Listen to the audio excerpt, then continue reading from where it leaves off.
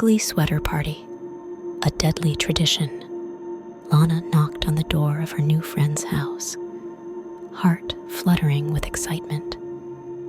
She'd been eagerly anticipating this holiday party for weeks. The door swung open, revealing her friend, Grace, who beamed at first, until her eyes landed on Lana's outfit. The smile faltered when Grace realized Lana wasn't wearing an ugly Christmas sweater. Lana's cheeks flushed. She knew the invitation had specified it was a must, but she didn't own one, and buying one wasn't in her budget this year. "Hi, Grace," Lana grinned, trying not to show how hurt she felt by the disappointment in her friend's eyes. "Happy holidays?" Grace quickly masked her reaction, pulling Lana into a warm hug. "Hey, sweetie, so glad you could make it." "I'm really excited to be here," Lana said, holding up a tray of oatmeal cookies. "Sorry about the sweater. I made these to make up for it." "Oh, great, thanks," Grace said, accepting the tray with a smile. "Come on in." Lana stepped inside and marveled at the sight. The open-plan living room, dining area, and kitchen had been transformed into a Christmas wonderland. It looked as if the holiday section of a store had exploded, covering every surface with decorations. Red and green balloons floated around, and the walls were decked with Santas, snowflakes, and candy canes. The Christmas tree stood proudly in the corner, shimmering with lights and ornaments.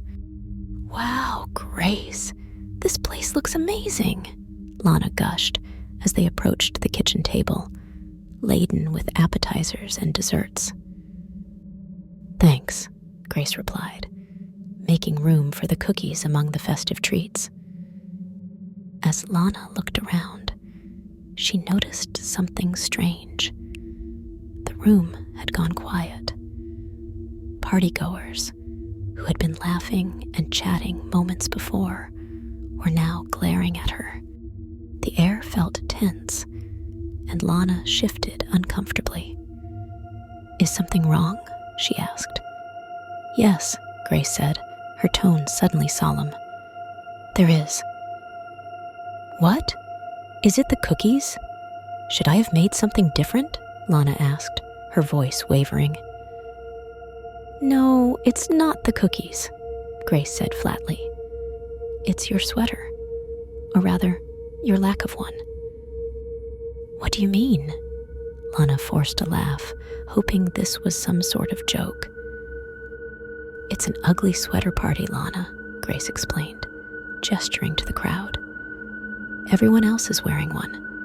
It was on the invitation." Lana looked around and realized Grace was right.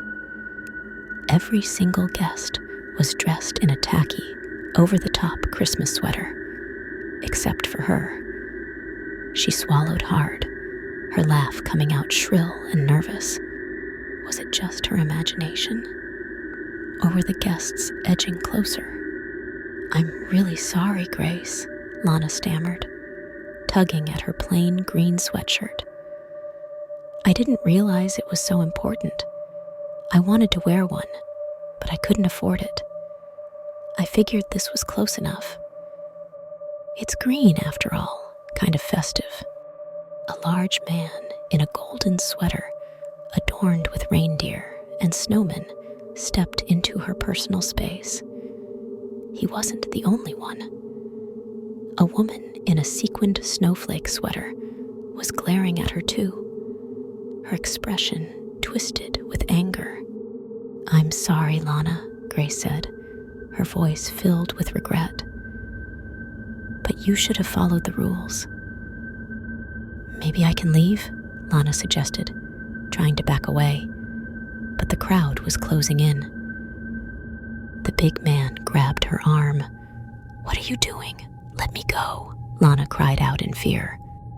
"It's the rule," Grace said calmly, stepping back towards the kitchen.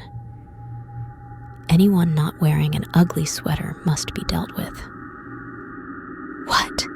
This has to be a joke, Lana shrieked, struggling to free herself. It's not a joke, Grace said, reappearing with a large butcher knife in hand. The crowd cheered as she held it up. She broke the rule. Who wants the honor? Hands shot up, eager voices shouting, "Me! Me!"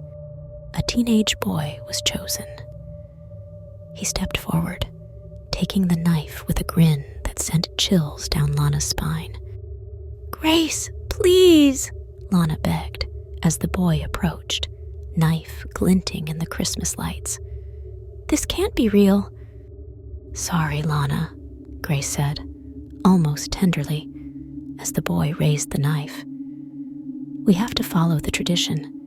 It's not personal. You understand, right?" But Lana didn't understand.